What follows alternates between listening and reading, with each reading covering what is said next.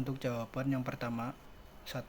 Term berdasarkan konotasi dibedakan antara lingkungan hakikat dan lingkungan sifat, atau term yang masuk hakikat dan term yang masuk sifat, yang masing-masing terdiri atas term konkret dan abstrak, sehingga dapat dijelaskan. Pertama, lingkungan hakikat. Term ini ada dua, yaitu pertama hakikat konkret, contohnya harimau. Yang kedua hakikat abstrak, contohnya kemanusiaan. Selanjutnya lingkungan sifat, contohnya berbadan. Arti kata tersebut bisa berbeda arti, seperti berbadannya manusia lain dengan tumbuhan dan hewan. Lingkungan sifat ada dua, yang pertama sifat konkret, contohnya merah. Yang kedua sifat abstrak, contohnya kerasionalan. Yang kedua term berdasarkan denotasi. Term ini dibedakan menjadi term umum dan khusus. Yang pertama term umum dibagi menjadi dua, yaitu satu universal, contohnya organisme. Yang kedua kolektif, contohnya rakyat Palestina, Persatuan Indonesia.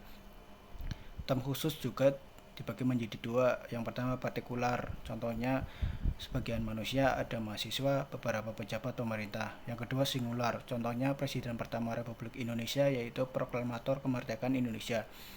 Yang ketiga, term berdasarkan predikamen. Predikamen adalah cara beradanya sesuatu. Term ada atau yang ada adalah yang paling luas. Istilah ada dibagi menjadi dua, yaitu ada yang tidak terbatas dan ada yang terbatas. Segala sesuatu yang ada pasti memiliki unsur hakikat dan unsur sifat, atau secara lebih singkat menurut filsafat terdiri dari substansi dan aksidensia. Substansi contohnya manusia, hewan.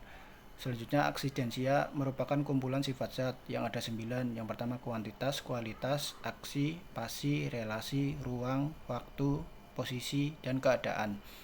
Jawaban yang kedua, sesat pikir adalah kekeliruan dalam penalaran yang dapat berupa percakapan yang berjarak menyesatkan, di mana orang sengaja atau tidak sengaja memasukkan hal-hal yang membuat kesimpulan mereka tidak sah atau membuat kesimpulan yang salah. Sesat pikir menurut para ahli logika Delianki tahun 98 dibagi menjadi tiga. Yang pertama sesat pikir formal, contohnya peserta kursus adalah karyawan atau mahasiswa dan ternyata karyawan yang kursus berarti dia bukan mahasiswa. Penyimpulan tersebut meragukan karena menetapkan salah satu bagian kesimpulannya mengingkari. Yang kedua, sesat pikir verbal. Contohnya, semua pabrik mempunyai mesin. Motor ini mempunyai mesin, maka motor ini adalah pabrik. Kata mesin yang berperan sebagai konsep tengah bermakna ganda.